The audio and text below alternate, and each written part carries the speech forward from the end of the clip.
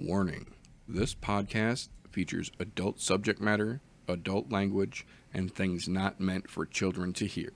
Viewer discretion is advised. You've been warned.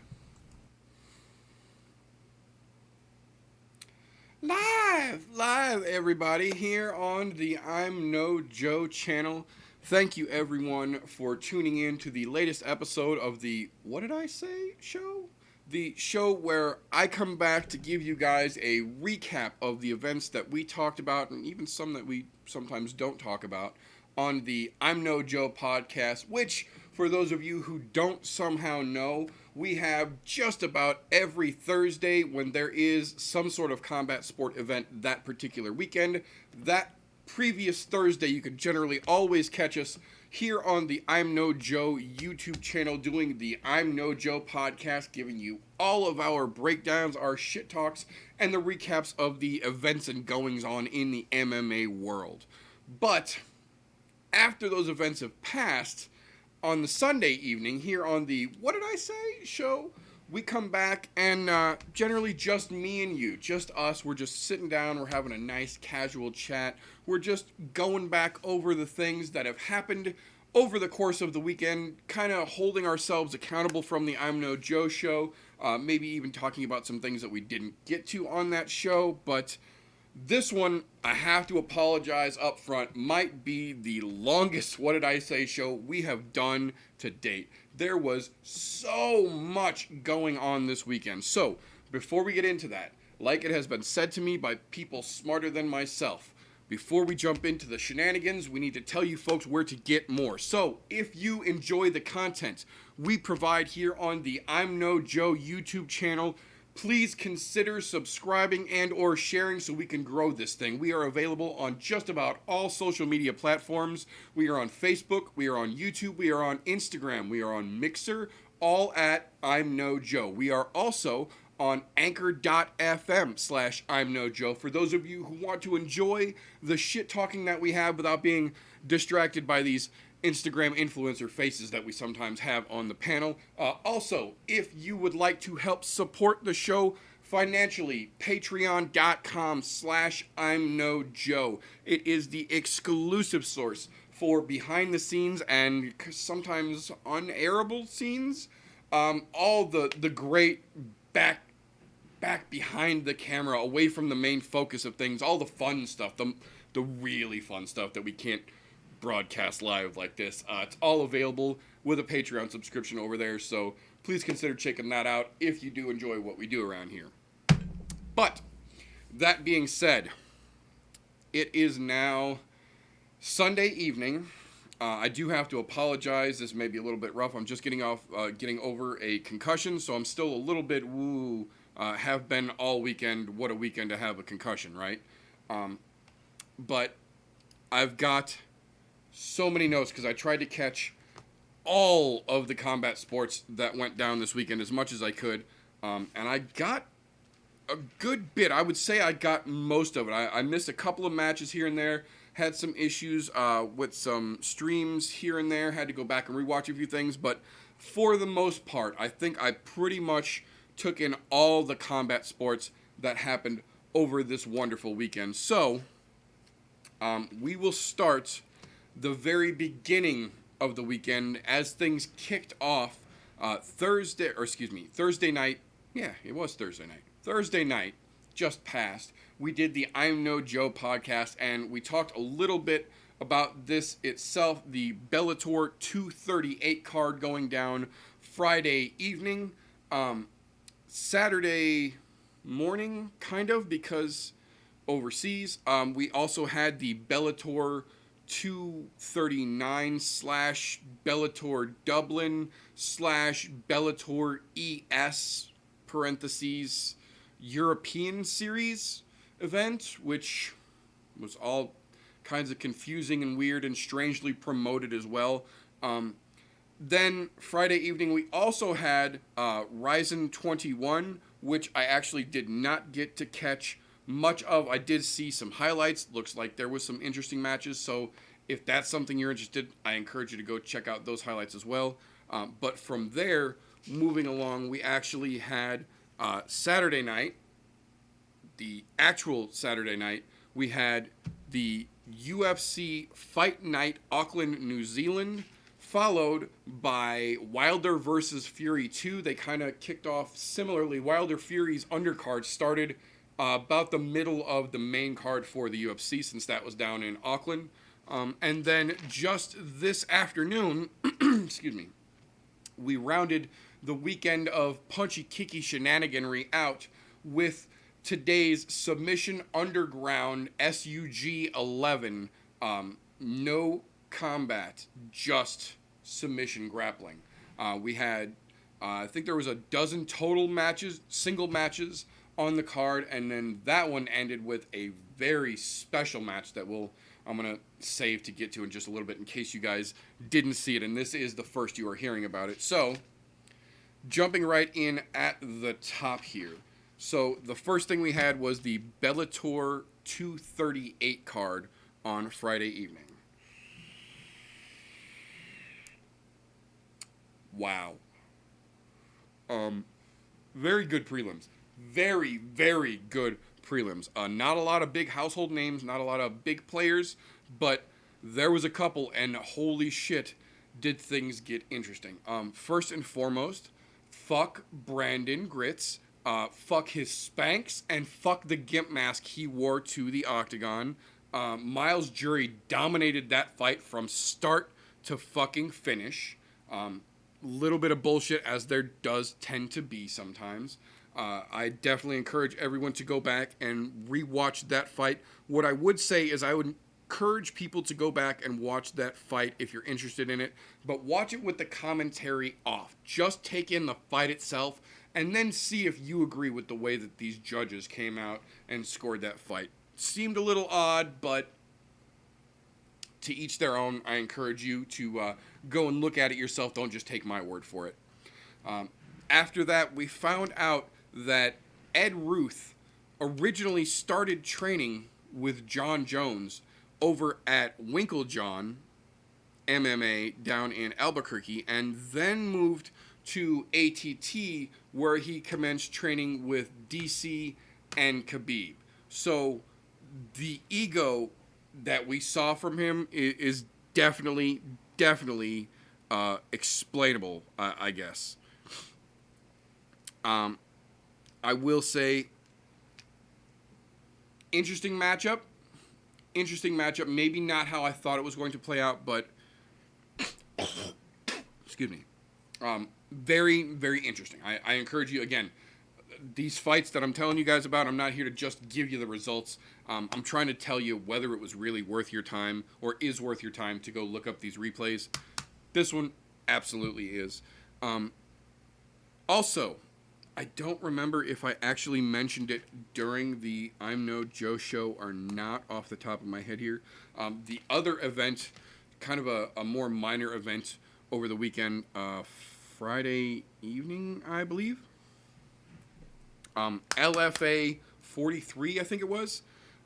Overall, kind of a meh event. It's a smaller promotion, not necessarily the biggest name fighters, but this is one of those places where if you're trying to get into combat sports, or if on the other side of that coin, if you're a more hardcore rabid fan like myself and you absorb all the combat sports you can to just take it all in, it's one of those places you look for future potential stars to keep an eye on. That's one of the main reasons I like watching it. And holy shit, did we see one here in the main event.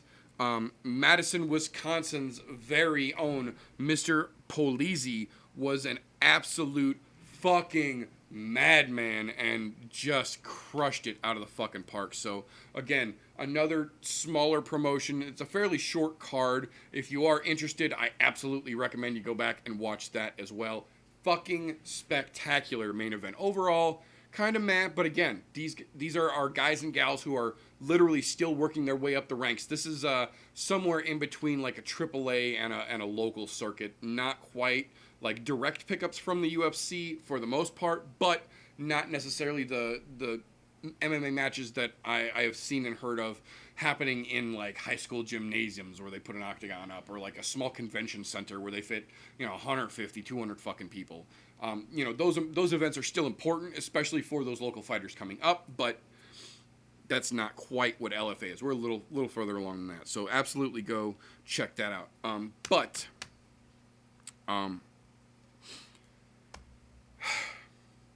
sometimes in this world, when you're an MMA fighter and you're, as my cohort in combat sports, TJ, tends to say, if your mouth is writing a check that your ass can't cash, it tends to not go well for you when somebody makes you deposit that motherfucker.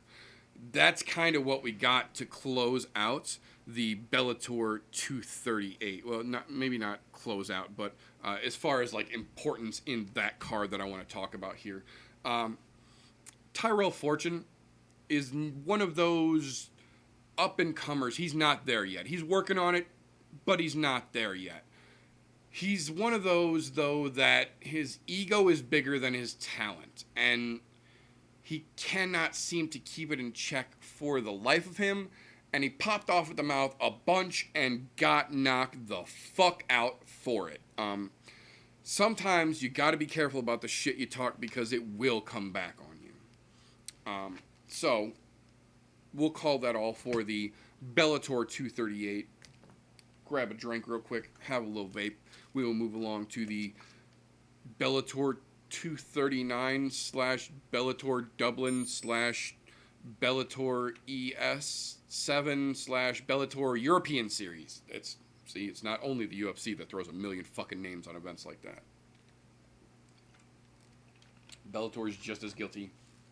ONE FC might be the one with some of the biggest names for some of their events. So, if names are your thing, definitely give that a gander. But for the Bellator Dublin card,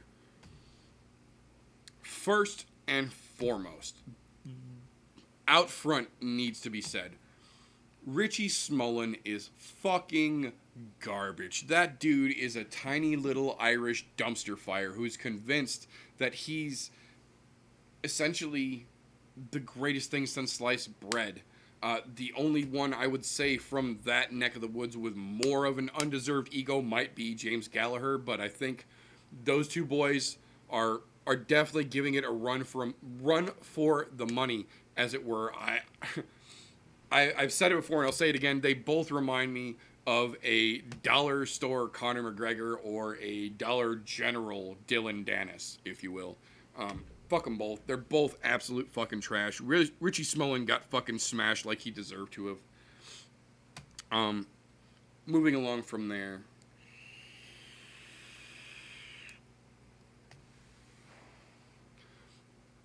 The Penco match was absolutely fucking crazy. That right hand is a fucking cannon, but the jiu-jitsu that comes along with it is fucking garbage and leaves a lot to be desired. But there is absolutely potential there. Georgi Karakazian, I believe is how he pronounces his name, we found out was in the octagon while his son was being born back at home. So congratulations to Georgie boy. And then on top of that, to make it just even more silver lined, he had one hell of a beautiful choke to win his match as well. And speaking of chokes, go back and watch the highlights for this event and make a point to watch the Hardwick front choke that just sank in and shook fucking heads. But overall, the thing that I remember the most, and that I think most people will have stand out for them about the Bellator Dublin card, was twofold. One, they had what some of us refer to as the Monster Cock logo. The monster logo that is actually the giant M and then the word monster spelled out, but it's a very poorly designed logo. It's very phallically shaped and then outlined in black in a very looping manner, and it looks very much like a phallic symbol right across the the center of the octagon there. The big monster cock was right out on fucking display.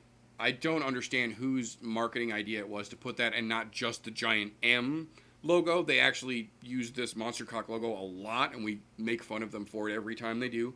But the second thing to remember, or that stood out to me the most about the Bellator Dublin card, was same thing we've seen in a lot of cards lately, but this one was particularly heinous. Just absolute shit judges. Just bad calls all the way down the fucking line. This, ironically, though, was not one of the ones where it was all shit decisions just for the hometown fighters.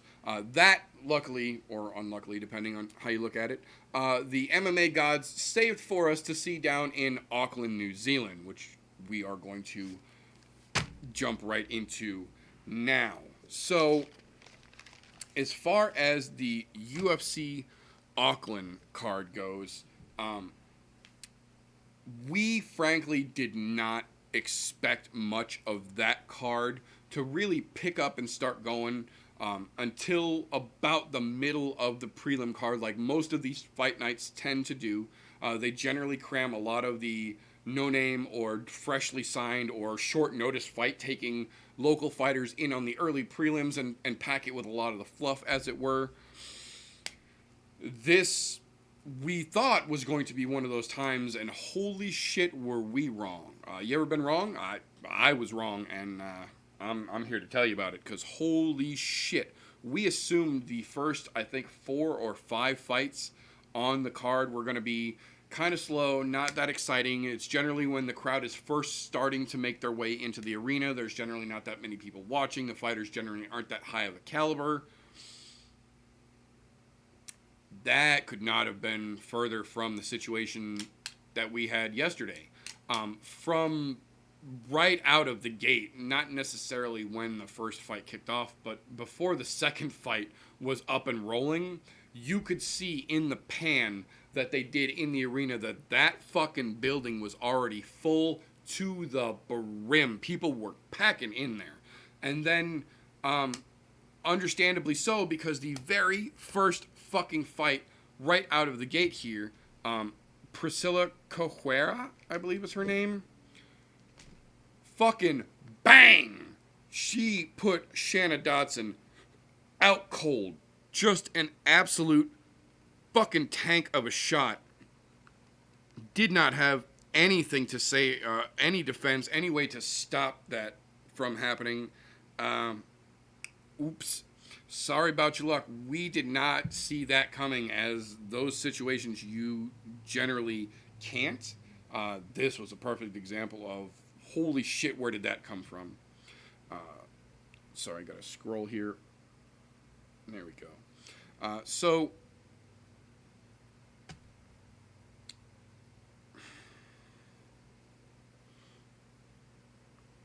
I apologize. Give me just a second here. Technology is being a pain in the ass to me. There we go. Now I think I got it.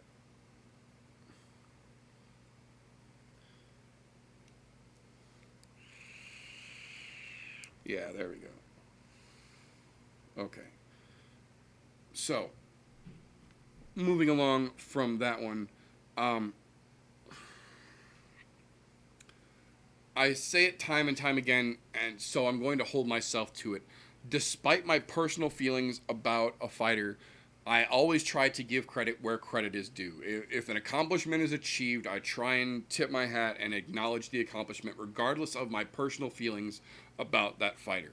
At the same time, I make no bones about my personal feelings about the fighter. I'm not a fucking coach. I have no influence over the UFC. I'm a person. I'm allowed to have an opinion. Everybody gets to. That's the nice thing about the world. We can all have opinions.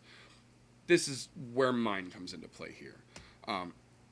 Angela Hill, in stepping in on her 4th short notice fight in a row, now becomes the first female in the UFC to have 6 fights in 1 calendar year. That is absolutely an accomplishment unto itself. It does deserve recognition. There's your recognition. That being said, Jesus titty fucking Christ. That girl is hot garbage. She is a dumpster fire in UFC wardrobe. She has shit striking. She has shit jiu-jitsu. And she has a shit corner who were calling in garbage fucking moves for her. She could not take down the smaller, noticeably lighter girl in hang on. Look Boon Me. Excuse me. This, I believe, was the first of the terrible judgings that we got down in Auckland. But it doesn't stop there. She didn't deserve the fucking W that the judges gave her. If you can watch that fight and think she did, we need to sit down and have a conversation, because get the fuck out of here. But I digress. Moving along to the next fight, which was way more of the fight that we thought it was going to be. Tyson Nam versus Kia Kara-France. Kia Kara-France, however you say it. I've heard him say it different ways himself, just like everybody generally does with their own name. So, whatever. Kia Kara-France. Nam was stuffing his takedowns on one leg. Just an absolute showing from Tyson Nam, and a very lackluster performance from Kia Kara-France. This was not the first bad judge's decision of the evening. Obviously, Angela Hill did not fucking win her fight. That was the first bad decision to start them off. But then this one came in and immediately followed it with what I am calling the robbery of Auckland. And I mean that in the most sincere way, in the sense of the fans, because the fans got to see a great performance. But the thing is, just because the team that you root for is playing does not mean they're automatically going to win because they're playing at home. That's not how the world fucking works, and it isn't supposed to be how the world works. Sometimes, even though you're playing at home, you're still going to lose because the other team is better than you. Now, the caveat to that is that sometimes incompetent officials in one form or another can alter that outcome by rendering bad decisions in your favor as the hometown person, hometown team, whatever you want to say. This happened quite a bit down in Auckland. We had bad judging, and then the Kia Kara-France led off the beginning of the bad hometown favoritism judging. And now, before anybody starts in, I already know, I've had this discussion with many, many people already, I assure you, I understand that the judges used were not from Auckland, and were not selected by the Auckland team putting on the event. That does not change the fact that people in positions of decision in this type of situation still understand the importance, the relevance, and the resonance of granting the hometown fighter a victory on a judge's decision. This is where this started. Kia Kara-France fought a decent fight. Not a great fight, by any means. A decent fight. But Tyson Nam fought a better fight, fought a more technical fight, fought a more effective fight. And in my and most of the people in the profession of MMA who have reacted to this since then agree, in a winning manner, Tyson Nam performed. But, like I was saying repeatedly, because it bothers me a lot, the decision was given to Kia Kara-France to start the steamrolling of hometown victories for the evening.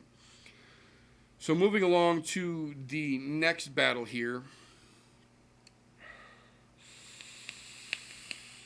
So, if you watch Thursday's I'm No Joe show, You already heard my spiel about this, so I'm not going to go over it too much, but I will say this. There's a reason you don't want to make your debut in a new weight class against someone that's already established fairly well in that weight class.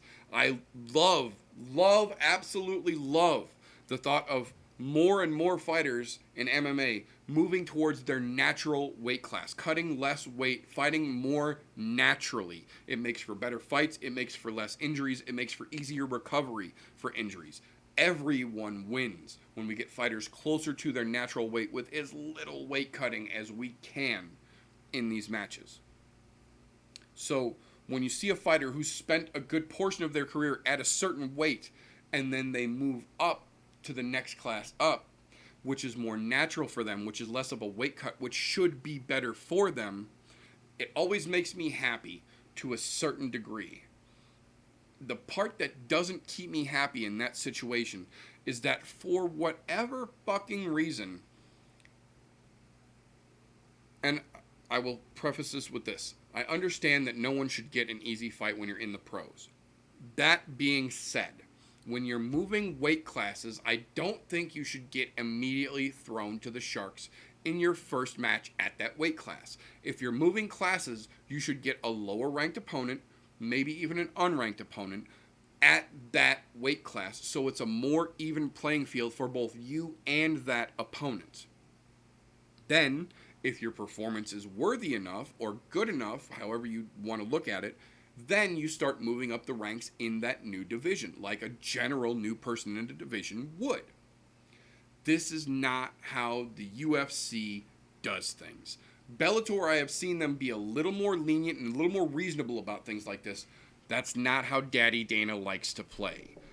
Daddy Dana likes to throw everyone to the sharks every time, all the time, and just let the blood spray across the water because that's what the fans like. I'm using strong air quotes. What we saw here in Callan Potter making his debut at welterweight against Song Kanan was almost exactly what we thought it was going to be. Again, in the world of combat sports, there is always a puncher's chance. But in a situation like this, in a stylistic matchup like this, in a weight class change like this, that puncher's chance is so minuscule it might as well not even really be a chance at all. It is always worth mentioning because, like we saw in the opening fight of the card, sometimes out of nowhere, that fucking big shot comes in, pow, and changes the whole fucking game. That is not what we saw in this situation here. This time around, it kind of played out exactly like we thought it would.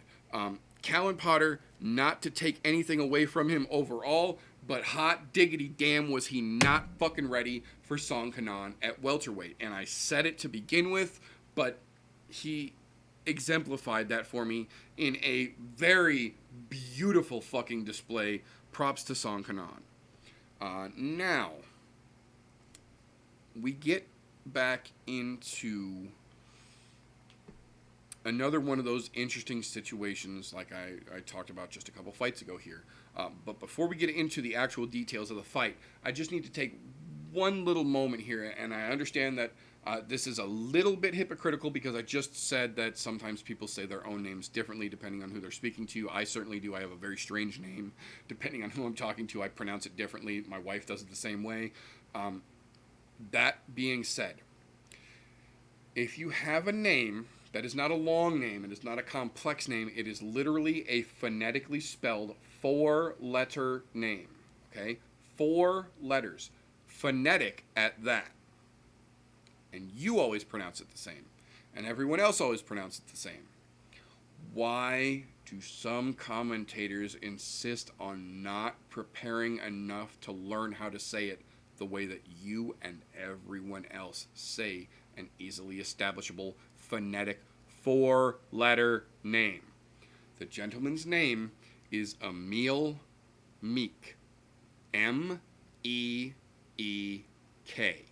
Meek. The amount of times I heard them call him Emil Meck made me want to reach through my screen and slap someone in the fucking head with a CNC. Oh my god. His name is not Emil Meck. His name is Emil Meek. Long E sound. Fuck. That being said, the Viking did a hell of a lot better than I expected him to. Not that I don't ever expect the Viking to perform. Emil is a fucking monster. He is very highly respected for a reason, as he should be. But Jake Matthews put it on him pretty good. Now, was it good enough to get the nod at the end of the fight? I don't know. I cannot say definitively. This is one of many that we saw Saturday night that was very close. Unfortunately, as we see quite often, and as was the case here as well, sometimes when you're overseas, the hometown crowd and the judges will give the nod to the hometown fighter, even if it might not have been their match. We saw it earlier with Kaya Kara France, and then we saw it here with Jake Matthews. I think overall, Emil Meek did more than enough to win the fight. Was it great? No. Was it fucking a class? Was it a display? No. Did he do enough to win? I think so. Jake Matthews absolutely had his moments, but I don't think he won the fight. I think this was another situation here where the hometown guy got the nod because it went to the judges. That being said, we will move on to the next match after that, because I'm not going to harp on it too much. This one was one that I actually got caught by surprise as well. For those of you who don't know, from the time the I'm No Joe show ends till the time the next episode of the I'm No Joe podcast starts, I have my trusty notebook here. And anytime there is any news relating to the world of MMA, it gets jotted down for an episode. Some stuff that gets deemed not important enough gets scratched off, but everything gets put in the book. So I've got it all here ready to decide what to bring to you people. As far as the actual card breakdowns go for like the UFC Auckland card that we did the show for Thursday night, I don't make my notes and predictions on those cards until the Wednesday night before the show, because sometimes fights get changed at the last minute. There's an injury, somebody, has to pull out. Albeit, it's strange. It doesn't always happen that late, but it's happened enough.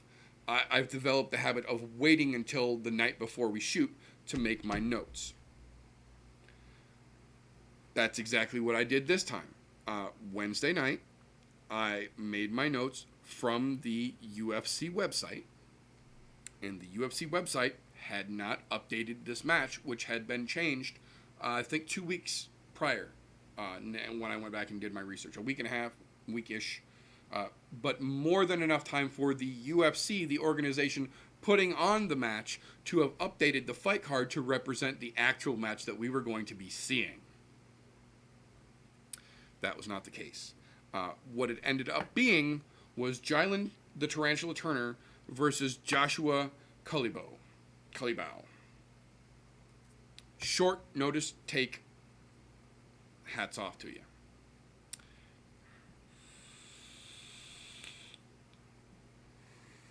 What I will say about this match is what I say about a lot of matches that were taken on short notice. If you're not 100% ready for anyone they're going to put you up against, because a short notice fight, you don't have the benefit of a camp to train for a specific opponent. So if you are not 100% confident, you are 100% ready for any opponent of any style that they put you up against in that short notice match, do not take a short notice match. The risk is not worth the reward. Ever. If you are not prepared, that is the worst ROI you will ever see, because you generally always end up in a very, very bad way.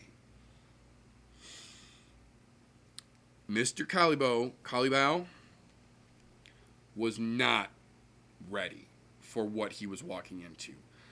Jylan Turner just Topped him. Topped him right the fuck off. End of show. Good night, Gracie. Props to Jalen Turner. Seems to be evolving his game. Definitely on the right path to kind of get back to the momentum he once had in front of him. Happy to see that as well. That kid is a great prospect with a lot of opportunities for a bright future if he keeps on the path that he is.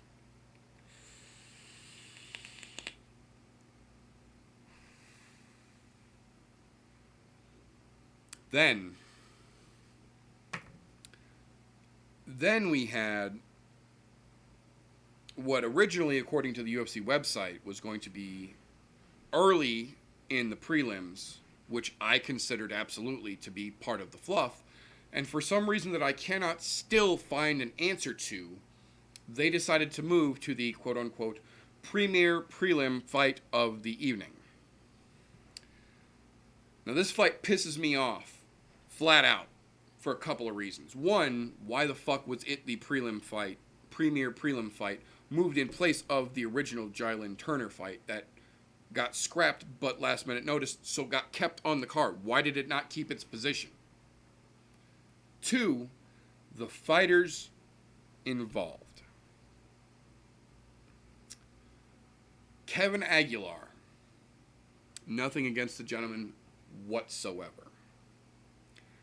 His opponent, on the other hand, won Zubaira Tukhugov. I would not urinate on if the gentleman were burning alive. That waste of human flesh has no place in combat sports.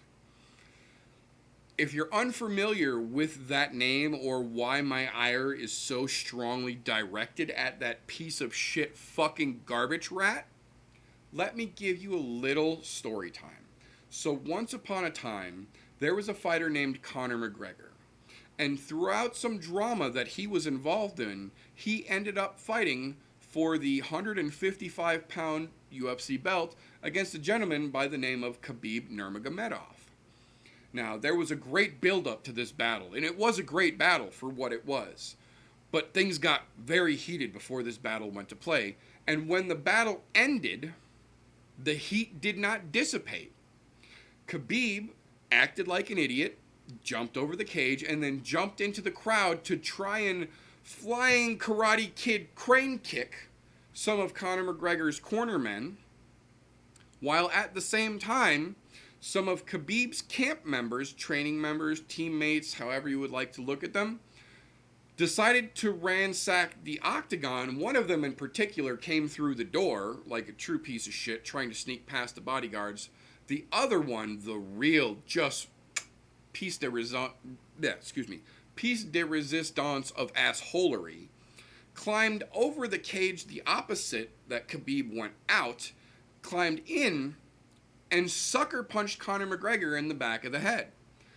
With other people, like I said, who had run in through the door, and another gentleman who climbed over a different but still close section of the fence, ensuing melees all throughout the land of unpreparedness.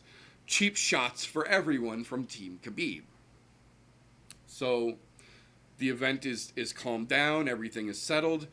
Afterwards, the decision is rendered that Khabib and all of his teammates who were involved would be suspended for a period of time, fined a good amount of money, and some of them were given their walking papers and would not be back in the organization. Dana White specifically mentioned Zubaira Tukhugov would never fight in the UFC again for his part in the cheap shot that he climbed the cage to do, and that he has no place in combat sports, let alone the UFC. We'll never give him another fight. He'll never fight again for the UFC. That's not the kind of people we want representing our organization. Flash forward to Saturday night. Not only did Zubair fight again, he got bumped into the premier prelim fight. We can't find any kind of a justification for why he got moved there. Now, like I kind of mentioned earlier here, despite my personal feelings about a fighter, If there are accolades or accomplishments by that individual, I do try and give that acknowledgement, because if you've accomplished something legitimately, I believe that you deserve the recognition for it. So on that note, I will say there was a beautifully timed, beautifully placed left hand thrown that sent Mr. Aguilar into next week. That being said, fuck Zubaira Tukagov right in his dirty asshole with the nastiest and disease-infestedest dicks you can find on this planet. Fuck that piece of shit. I hope horrible things happen to him, and I'm not going to go into too much more detail. But moving along from there, let's talk about some more entertaining and less shithead fights that we saw on Saturday evening. The opening of the main card, Brad Quake Rydell versus Magomed Mustafayev. This was one of those that we said was really going to just get this fucking place rocking, and boy, did it ever. But, and I'm talking Sir Mix-a-Lot level, but the complete opposite of how we thought it was going to go. What we anticipated was the power striker in Mustafayev would come out and try and impose his headshots onto the more generally grappling-oriented Brad Rydell. And we got the complete flip of that in the Octagon Saturday night. What we saw was Brad Rydell headhunting and throwing big bombs, and Mustafayev chain wrestling the absolute dog shit out of Brad Rydell from the beginning until the end of that match. The battle turned out to be the wrestlers striking versus the strikers wrestling. It was an absolute back and forth battle. It legitimately probably could have gone either way on a set of reliable judges, I think would be a good phrase for that. Unfortunately, what we saw in Auckland was not a set of reliable judges. And Brad Rydell continued the hometown sweep of victories. What I will say, though, is despite, in this situation, Brad Rydell getting the win, I actually think Magomed Mustafayev actually raised his stakes more in that fight in the loss via decision than Rydell got in the win via decision. This fight is one of the ones that I absolutely encourage everyone, regardless of how much the rest of this event you see, go back and watch this particular fight, because goddamn was it impressive. Now, what was not as impressive, unfortunately, was the next match. This is another one of those that did not unfold the way that we saw. And not to say that fights have to go the way that we think they're going to. That's part of the fight world. We make a semi-educated guess. We hope that we're right. And then I come to you fine folks here on Sundays, and I let you know how we did with those guesses. This is one of those guesses where, again, we thought the fight was going to go one way, and it went the very, very other direction. Not quite to the extent of the Rydell Mustafayev fight did, but the Combat Wombat came out and got. Flat out, the Combat Wombat got. Now, the one thing that I will say about this match, because Marcos Rogerio de Lima Pereira, I think they said his name was, it's one of those gigantic names, did absolutely stop the Combat Wombat, and we watched the replay and the slow-mo several times, because I was a little questionable to me in the moment, and then when they slowed it down, we got a chance to look back at it, and even when I go back and I've rewatched it since, once you know what you're looking for, it's a little easier to spot. In the moment, not quite as much so.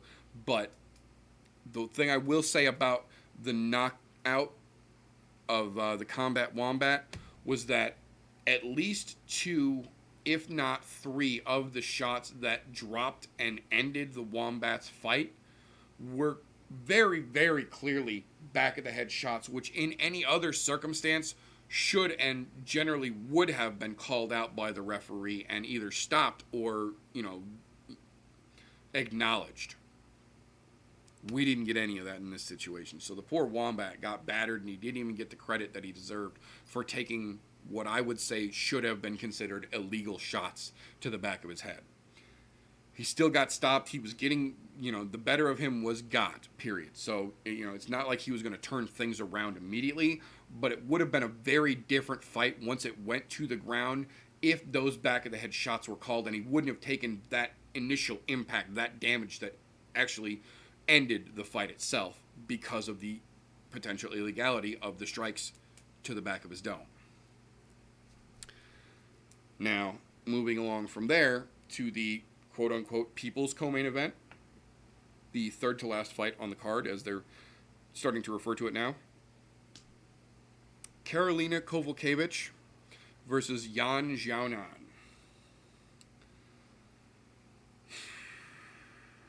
This one.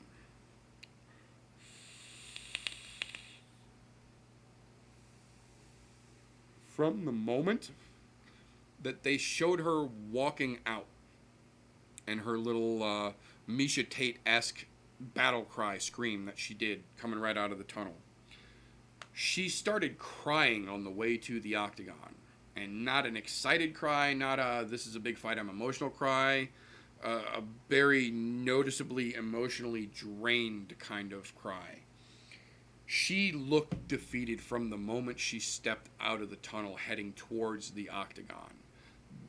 Getting into the ring during the initial face-off, during the in-between round face-offs, nothing changed.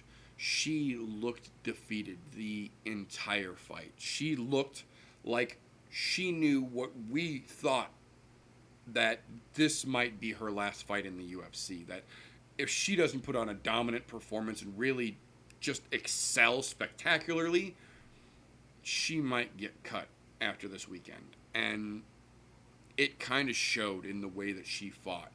She, like I said during the I'm No Joe, I'm a fan of Karolina's. I've been a fan of Karolina's for a while. We've seen fucking greatness in her. Just not consistently and not against top-level talent. And it seems like the longer she's been around, the lower level of talent she's starting to have trouble with. And this was a situation, not to say that Yan Xiaonan is a nobody or is a low-level talent. She does hold a victory over Angela Hill, so fuck her. Go Yan. But Yan Xiaonan is not a top-level prospect or a top-level fighter at this point by any stretch of the imagination.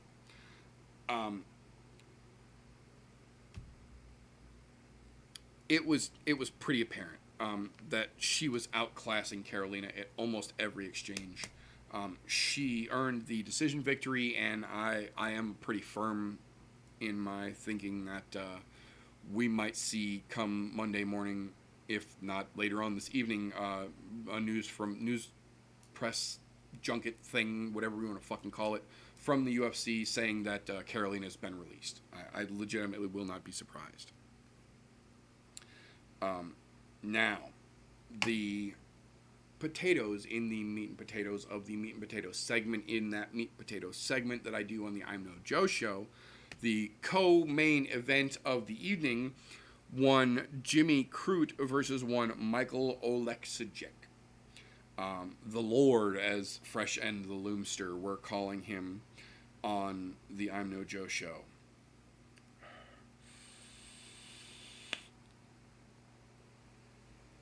This is another one of those matches that no matter how much tape you watch, no matter how much research you do, no matter how much you go back and you look at highlights or you look at stats or you follow the social media and you check their training videos, no matter what you do to prepare and make your educated guess on, no one had any kind of clue that this was going to go the way that we saw it unfold here.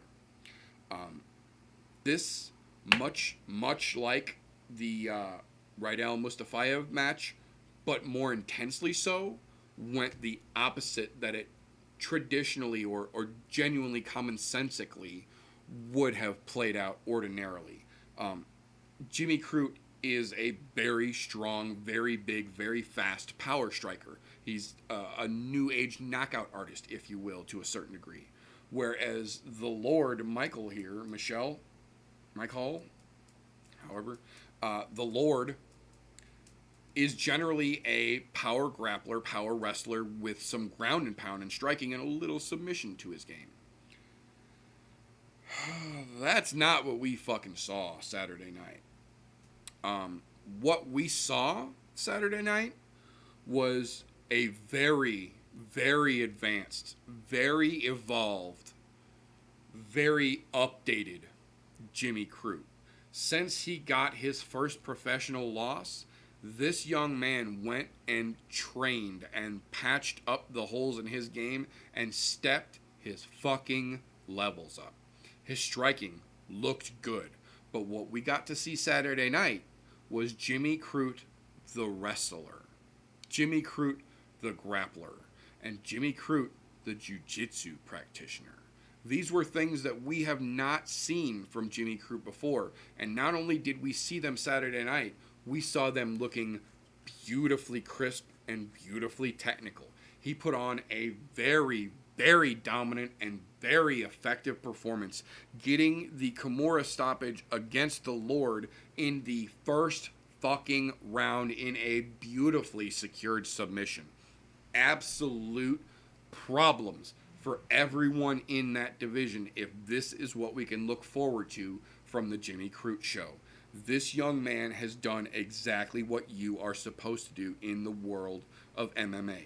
He was shown there were holes in his game. He went back to camp, and not only did he patch them, he excessively patched them and trained extra the skills around those holes to make that much tougher that hole to be exposed again. And god damn if he didn't do a beautiful job of it.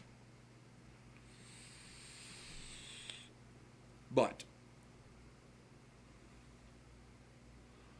that came the point in the evening where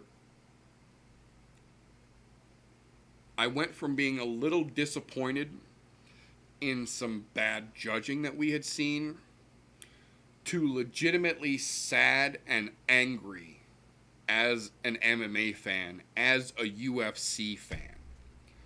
Because the place that had earlier shown so much respect and so much class in welcoming these other fighters to New Zealand, to this arena, to this event, to making this happen, to being part of this, went out the fucking window the moment the walkout started for Paul Felder.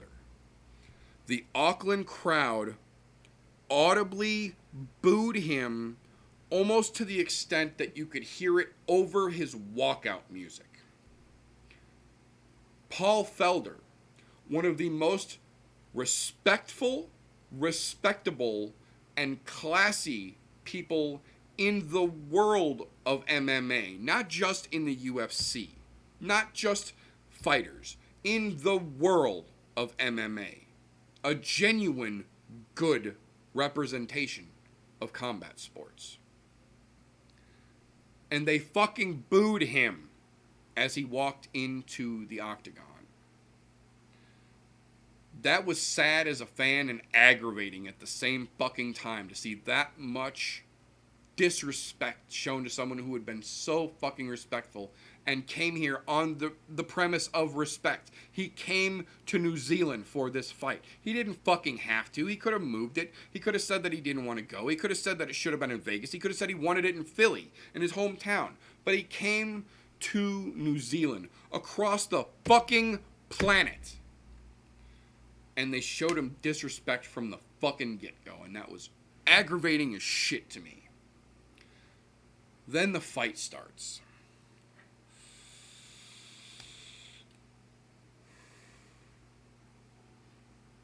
Props to Dan Hooker. He is an absolute fucking soldier, and he came into this and went to fucking war with another soldier in Paul Felder. Those two gentlemen are fucking tanks, and they put on a spectacular 25-minute back and forth battle. Absolutely the closest fight of the evening. Goes to a decision. 48-47. 48-47, 47-48. Split decision. Close as you can fucking get it, basically. They give it to Dan Hooker, the hometown boy. Again, we're overseas. When you're overseas, the hometown guy generally gets the nod, or gal, when it goes to a decision. And again, these were not New Zealand judges. Again, that doesn't change what I've said earlier. What's carried throughout as a fucking coherent theme of this event of incompetent judging. I don't say that this particular match was a result from incompetent judging because it was 48-47, 48-47, 47-48. I agree with that 100%. It could have gone either direction, 47-48, 47-48, 48-47. I get it. I get it. It was a close match. I will not contest that. I, for one, had Felder being more dominant, landing more significant strikes. We have now since seen that there are a number of significant strikes added to Hooker's total that did not land or were not significant, but were still counted as such. I would say Felder had the control. Felder landed more impactful shots, did more damage, had more aggression in the fight, and had more significant strikes when accurately counted. My issue comes with the three judges' cards being 47 or 48-47, 48-47, 47-48 for Hooker, in that none of the fucking cards were scored the same. No two judges scored 2 rounds the same on all 3 fucking cards.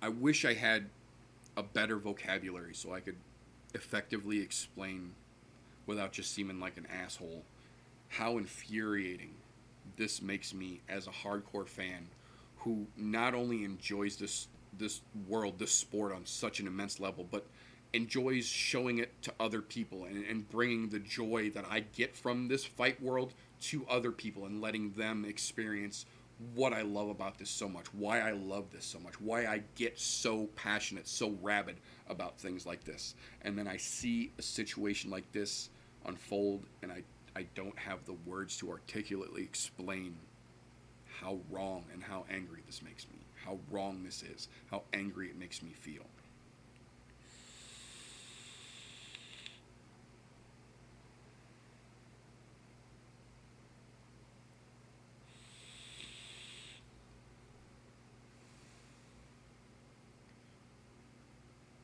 Absolutely go back and rewatch that event if you were interested and you want to see a little more than just what I've verbally described to you here.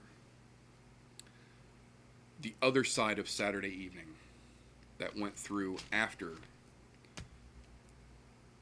the UFC, the Wilder Fury undercard, very underwhelming, but it was an undercard. That's what it was supposed to be. The main card itself, not bad overall. The WBO Super Bantamweight battle of Navarrete versus Santisma was about as one-sided of a fight as you could get for that evening. Navarrete looked, and we felt very much like it was not a boxing match. It was a sparring session, and nobody had told Santisma that there was a belt on the line. They thought this was an exhibition match because Navarrete came out doing everything exactly the way he should, and almost immediately had such an easy time doing it that it looked like an exhibition match. It didn't look like there was a title on the line, like this was a serious professional bout. It looked like a sparring session. He absolutely battered and dominated and deserves every bit of that WBO Super Bantamweight belt that they put on his shoulder, and I agree 100% with the boxing royalty that they had in the boxing royalty that they had in attendance, commentating and breaking down some of the events of the evening. that Navarrete has a very, very bright future. He looked spectacular in there in every aspect of it, and Santisma should never fight at super bantamweight again. He apparently, according to Lennox Lewis, who, again, when a fighter of that caliber tells you that he sees something in another fighter, you pay the fuck attention to it. So much like the Rashad Evans in the Paul Felder weigh-ins, in the in the press week leading up to the Wilder Fury fights, Santisma had looked bad when he got there and had told Lennox Lewis that he had one of the roughest cuts of his life. And for the last 3 days up until the fight, his entire diet consisted of ice chips and still barely made weight. That is a perfect example of why we are so vehement as fans, for the most part, against weight cutting. This is the type of thing that we get so angry about. This is why we make a point to repeatedly say, even though I promise anyone who's heard 2 episodes of any of the shows that I do has heard me say, we don't want guys doing these fucking extreme weight cuts. Fight at your natural fucking weight, or at least close to it. A moderately, medically acceptable, safe region near your natural weight. This gentleman had such a hard time making weight. He had to eat nothing but ice chips for 3 fucking days and still almost didn't make it. And that wear showed in the ring. He looked like shit start to finish. Props to Navarrete for earning that fucking WBO super bantamweight. Santisma better keep his fucking ass out of that division going forward. But the main event. God damn that main event. If you have never seen Gypsy King box before Saturday night, what a fucking beautiful, shining example of what he is capable that match turned out to be.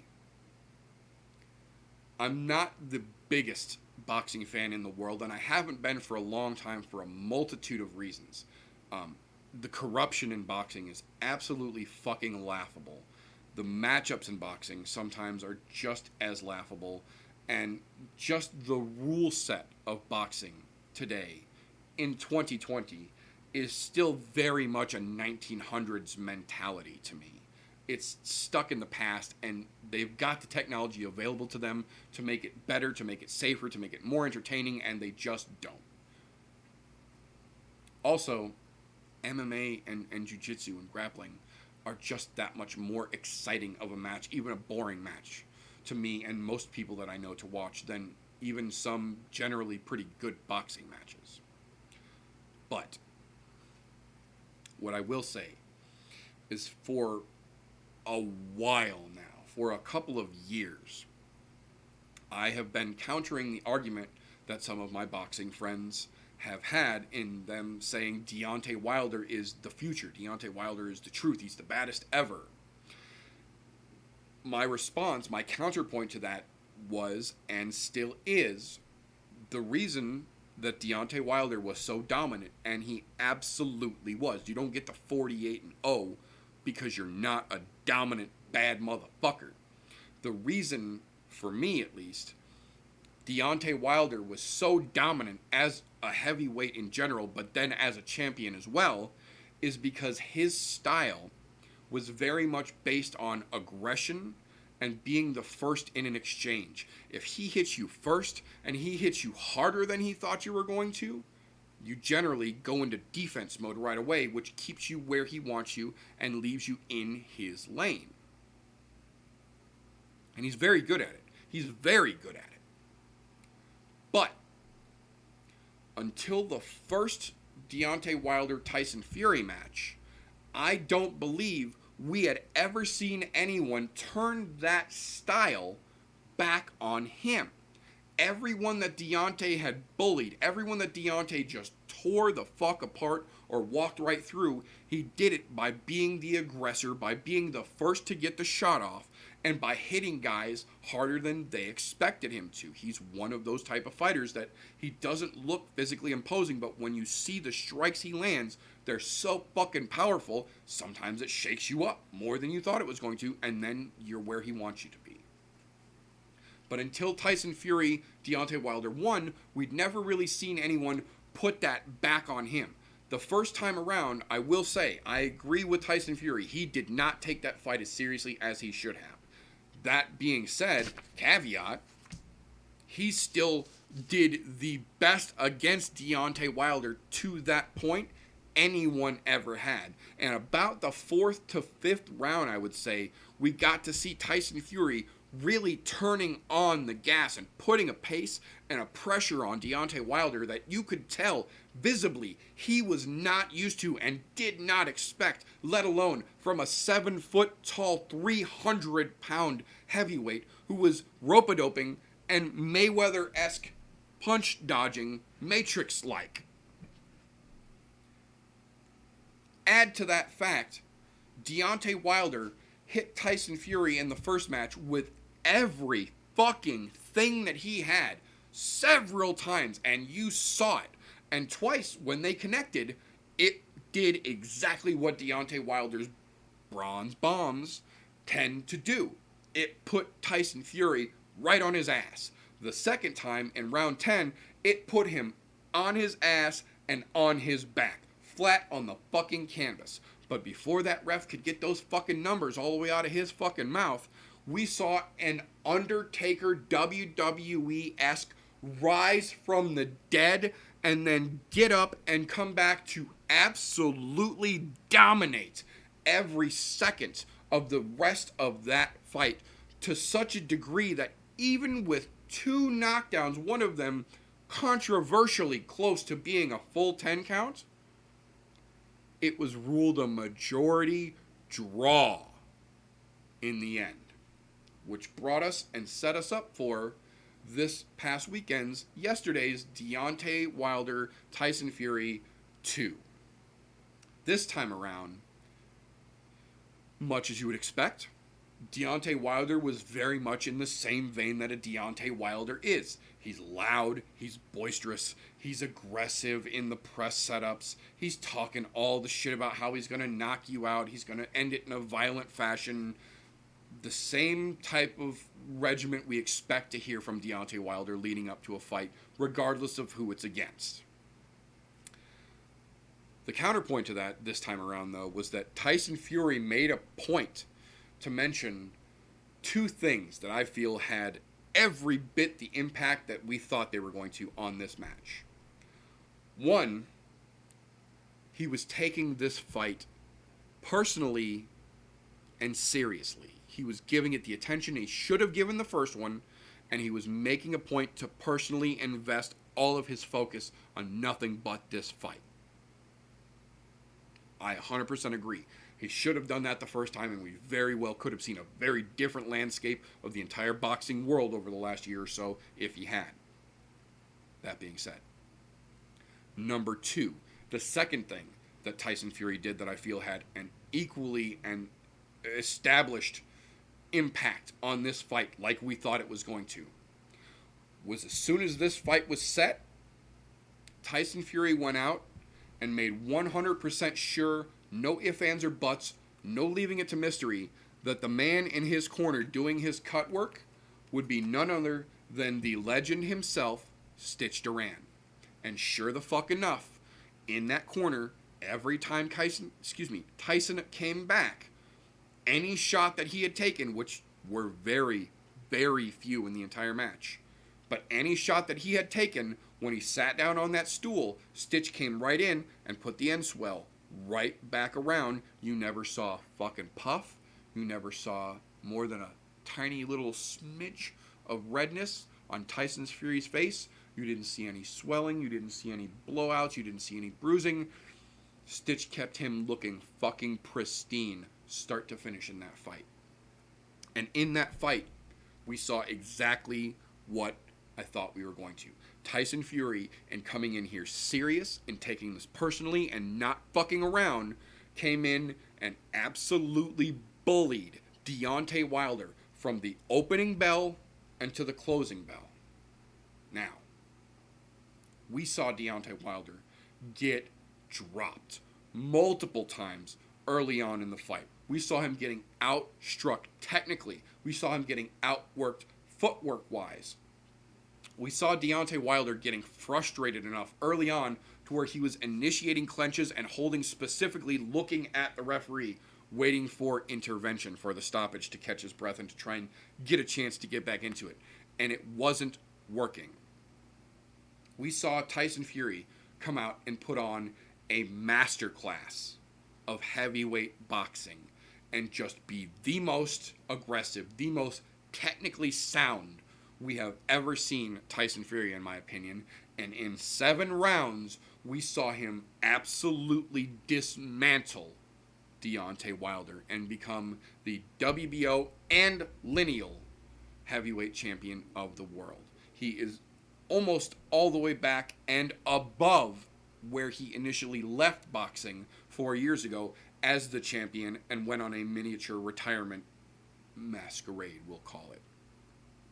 If that's something you're interested in, I absolutely encourage you not only to go back and rewatch at least the main event, but look into Tyson Fury just a little bit. Look into his masquerade during his retirement.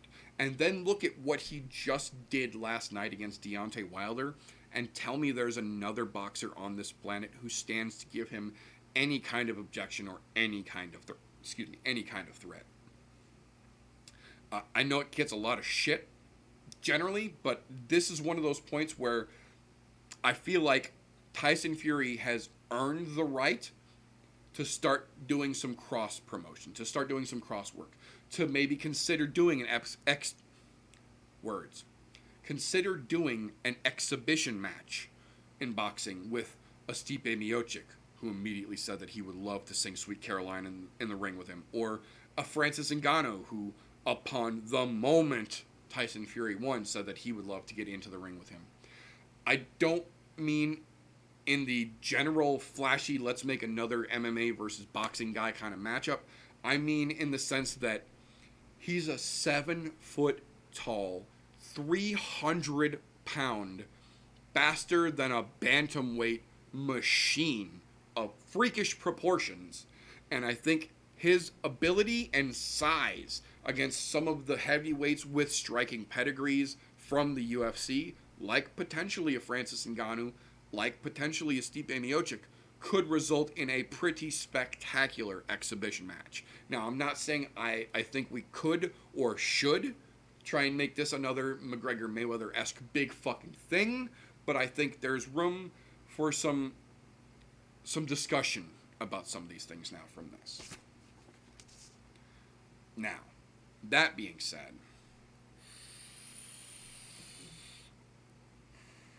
that's going to bring us to today. Today being Sunday. Now, there was only one event today, luckily, even though we had so many spanning the rest of the weekend. There was just one today. Now, I will say this, caveat, to be fair. The one from today was subsequently somewhat kind of maybe iffy, stretching it a little bit, linked to another performance or another event on Friday night that we didn't talk about because there was some good, but there was some bad, and there was a lot of Bush League shit going on around it. But the submission-only event Substars was on Friday night, minus Gary Tonin. But that had some interesting matchups as well. But what we're talking about now to round out today's show, because I'm going to let you guys go in just a little bit, I promise. I know I've been holding you hostage for a bit here. We just got a little bit more, and then I'll let you go. What we're going to talk about here was today's performance of SUG 11, Submission Underground Grappling, Uncle Chael P. Sonnen's organizational performance situation thing, promotion event, kind of. I would say it's akin to Chael Sonnen's version of EBI, in so much that in the event they actually use the EBI Eddie Bravo Invitational EBI rule set going towards overtime and things like that, which I feel makes for a much better jiu-jitsu match. But submission underground grappling, unlike a lot of other events and organizations, takes place in an octagon. So the cage is a factor and absolutely was used by several people today. Jumping into, let me pull this up real quick. I apologize, I did not have this card ready to go. Give me a second, I will have it. The first match, here we go. Oh shit, I lost it. Hang on 1 second. There we go. The first match I'm going to talk about, because this was a 6 fight undercard with a 4 fight main card. Gi and no gi, submission only, no striking. As far as the undercard goes, all of these matches were pretty fucking good. If you're into submission wrestling, submission grappling, no striking, non-combat jiu-jitsu matches, gi or no gi, I absolutely encourage you to go back and rewatch this. It was a pretty good event, and it was fairly short, so it's not going to take a lot of time like a UFC 4-hour event. I think the whole thing was 35 minutes, 45 minutes. It was less than an hour, start to finish, no fucking around. They kicked shit out. So the first match I want to specifically mention here, Clay Davidson versus Joe Blaze. Joe Blaze is a motherfucking monster. He came out and looked absolutely fucking spectacular. Beautiful, quick fucking win for him. The next match, Sam Bonilla versus the Aluminum Princess, Danielle Perry, Mike Perry's wife. She's not a grappler. She's not a submission grappler. She does some training with Mike, but is not a grappler, despite what she might claim. We got to see exactly that in this matchup here. The initial match went to a non-tap ending, which sends it into Eddie Bravo Invitational round. EBI ruled overtime, 3 rounds. Coin flip to see who goes. The winner of the coin flip chooses to go first or second, and whoever's turn it is to be the attacker in that overtime round then chooses whether they want to take the spiderweb position from the back or the crossway position for the armbar to start the match, which makes it fucking beautiful. I will say this, despite looking like dog shit, the Aluminum Princess did survive through the initial match into overtime rounds. That being said, she got her ass handed to her twice in overtime. Very much demonstrating what we said when they announced that she was going to be competing, that she shouldn't have been. She didn't belong, and it was very much displayed that way. Moving along from there, the next match, Brent Smith versus Frank Rosenthal. I will tell you this, if you are a fan of submission grappling, you should know the Henzo Academy out of New York is one of the best in the planet. And one of the reasons for that is because that is the base location for the John Danaher Death Squad. Frank Rosenthal is a member of that squad. It was very apparent, and goddamn did that man put on some beautiful fucking work real quick. After that, Alex Larmy versus Andrew Marshall in a fucking spectacular back and forth gi battle.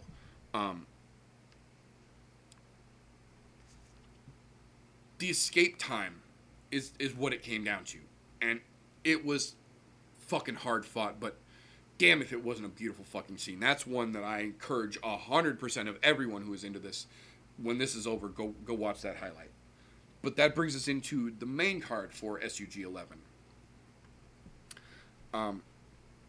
Micah Brakefield versus Mr. Van Zandt, Austin Vanderford.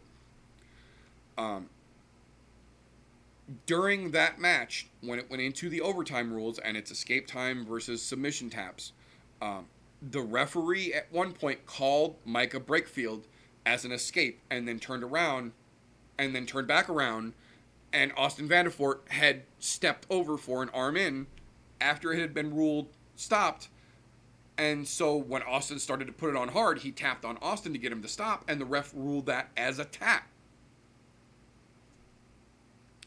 Even Submission Underground is not immune from incompetent refereeing. This was not the first time we had seen this referee make a questionable call, but it was the biggest one we had seen so far. They ended up giving the win to Austin Vanderford off of that bad call.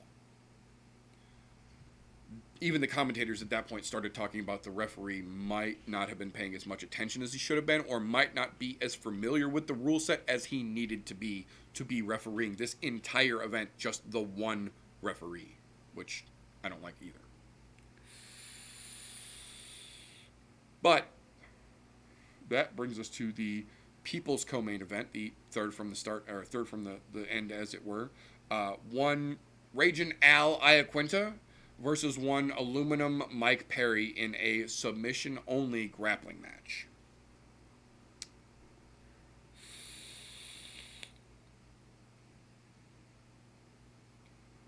This one got fucking infuriating. In the overtime section, because Perry did manage to survive his initial round as well, in the overtime section, Al Iaquinta was quite literally in the process of, and almost to, a full twister setup. The referee called it an escape for Perry. Al had the body lock on and was literally bringing the arm over his head to set the twister up. And the referee called it a fucking escape and made them separate and restart from the new position in the next round. Even the commentators at this point went, I don't know if this is, if we can go with this, what is happening right now? Needless to say, they ended up giving the nod to the aluminum can. Unjustifiably off of a bad call that had the crowd booing. That being said, when it was all over, we had Uncle Chael P. Sonnen step in with the microphone for his interviews. Mike was a piece of shit that Mike is. Al was gracious in defeat as he is in victory, which is one of the reasons I am and have been for a long time and will continue to be an Al Iaquinta fan. That's a lot of word. Apparently, Dana White had spoken to Chael, allegedly, prior to this event taking place, and had said, call me as soon as that Al versus Mike match is over and let me know what happened. Chael asked Al, would you be open to facing Mike Perry in the octagon, since there's clearly still some bad blood here? And Al said, if Mike's willing to come down to 155, you tell Dana to put that contract on my desk and I'll sign it immediately. And I, for one, sure the fuck hope that he does. Chael said when the match was over, he was going to go call Dana and tell them that that's exactly what he had said, and I sure the fuck hope that's exactly what he did. Now, that will bring us to the actual co-main event, the au gratin potatoes that is the side dish to the meat course of the main dish main event here. Our co-main event of the evening, one Richie the Boogeyman Martinez versus Jake fucking Shields. Yes, that Jake Shields. While Chael was actually in Hawaii for the Ilima-Lei McFarlane Bellator fight, Richie Martinez, who was also there because he was cornering Ilima-Lei McFarlane, as they are both 10 Planet family, came up to Chael on the street and asked him if he could compete against Jake Shields in the next Submission Underground. So Chael Sonnen literally, after that meeting, turned directly around, got on his phone, and texted Jake Shields and said, hey, the Boogeyman just called you out. You game? To which, respectively so, Jake Shields immediately said, hell yeah, set it up. So we got to see a one-on-one, no-gi, Richie Martinez versus Jake Shields submission grappling match. Boogeyman doing Boogeyman things. In the initial round, there were several threats from rubber guard, which Richie Martinez is quite literally one of the best on the planet at.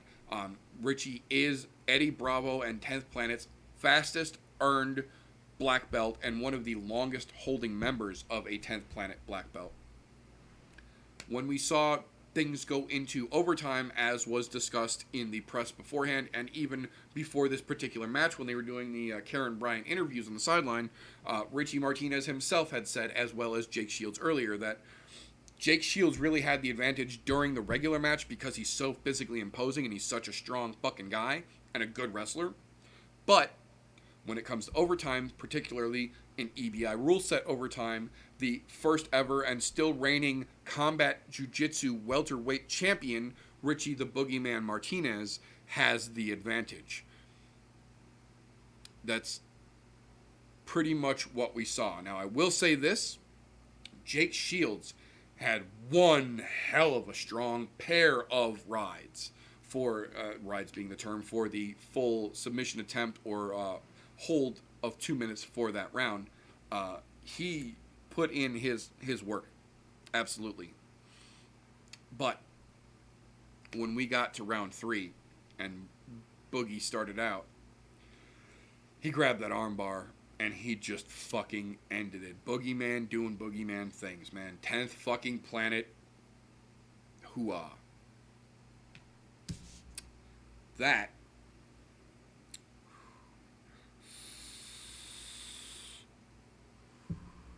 will bring us to the tomahawk steak that is the meat of the meat and potatoes segment in that meat and potatoes segment of the meat and potatoes segment of the show that I do where we refer to the main event.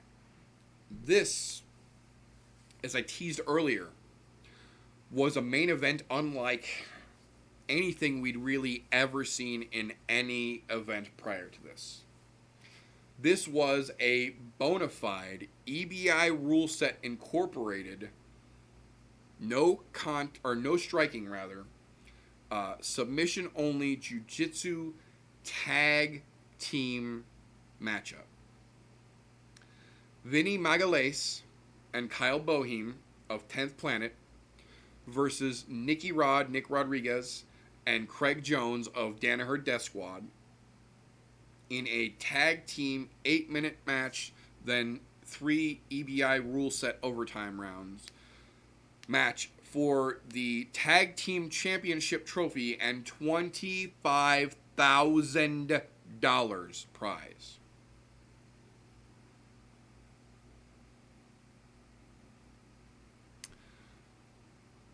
What we saw was basically kind of what we thought. Nicky Rod wanted to drag whoever was in front of him over to their corner so that he and Craig Jones could tag off and wear out and or submit as many times as they could that particular opponent. What we saw was Nicky Rod spend the entire round trying to grab Vinny Magalhaes' ankle and drag him back to Craig Jones and not able to even physically hold that ankle and pull him more than maybe 3 inches, 4 inches. Nicky shot for takedowns. Nicky shot for single legs. Nicky tried for ankle picks. He tried everything shy of an Imanari roll, which I would have absolutely lost my shit for. Sorry about that. But he couldn't. He could not fucking move Vinny Magalhaes more than just a couple inches, even when they stood up. The one thing I would say is that we saw a couple times that didn't get noticed, and then one that did get noticed. Nicky Rodriguez was slapping the back of Vinny Magalhaes' head, not initiating a wrestler's clinch and grabbing the back of the head to secure it. He was legitimately slapping him, and very fucking hard, to the point that the referee even mentioned it at one point.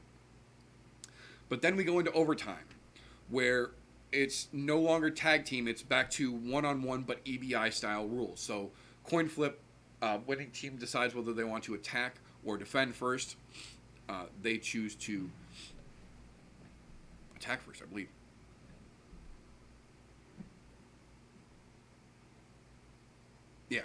So they swapped people, or had the option to swap people at this point.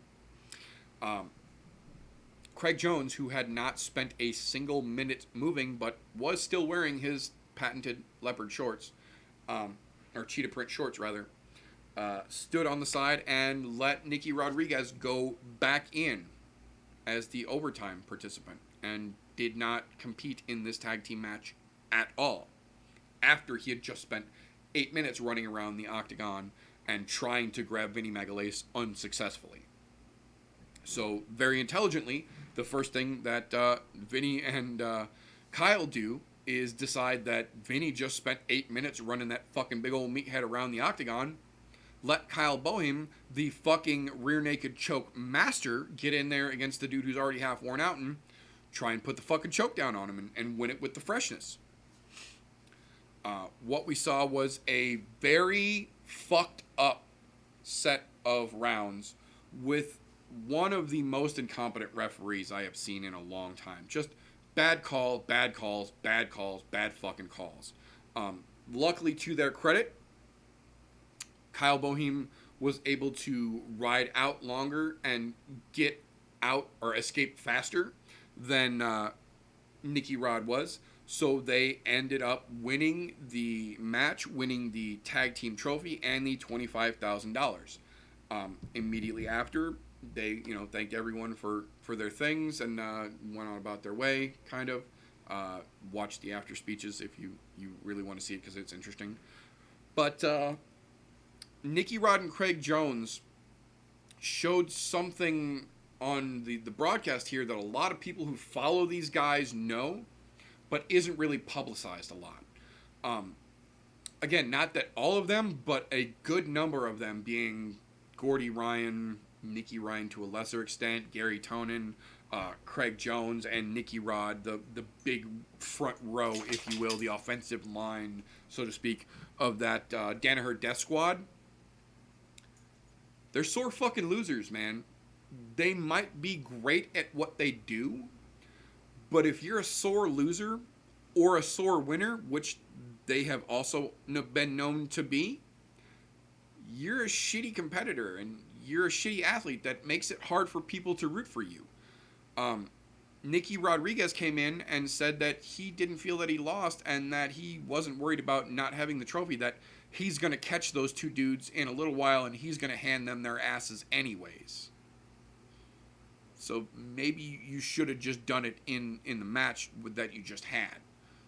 Also, fuck you for being a douchebag and making martial arts look disrespectful and not mutually, honorable like they generally are, like your opponents did.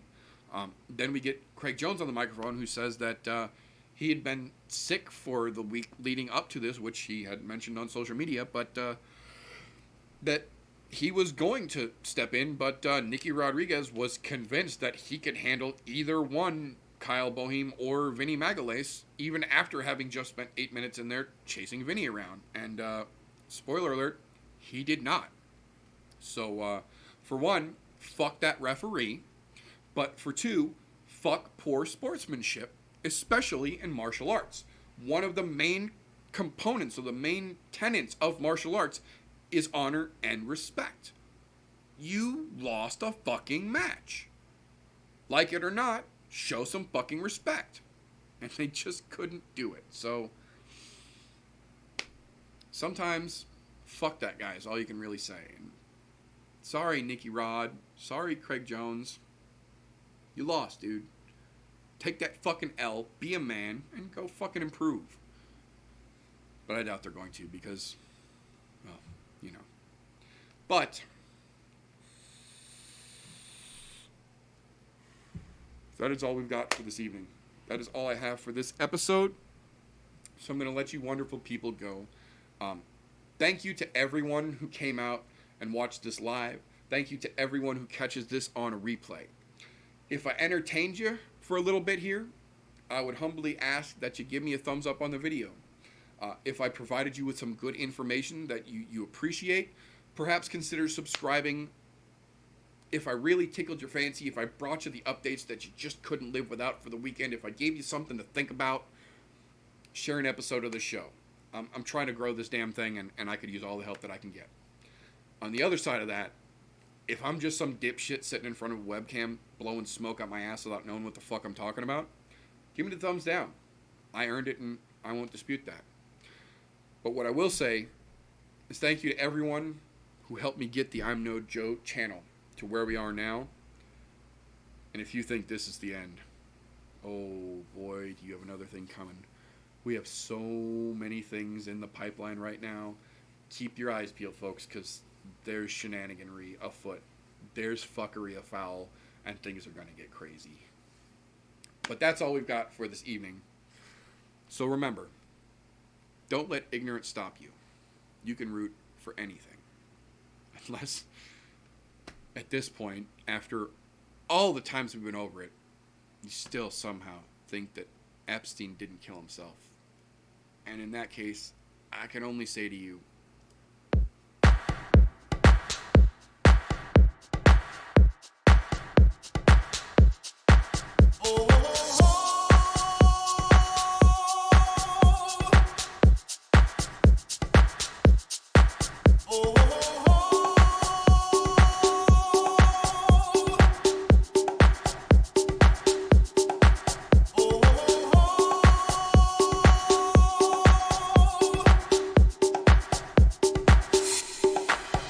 everybody was kung fu fighting. Those kids were fast as lightning. In fact, it was a little bit frightening.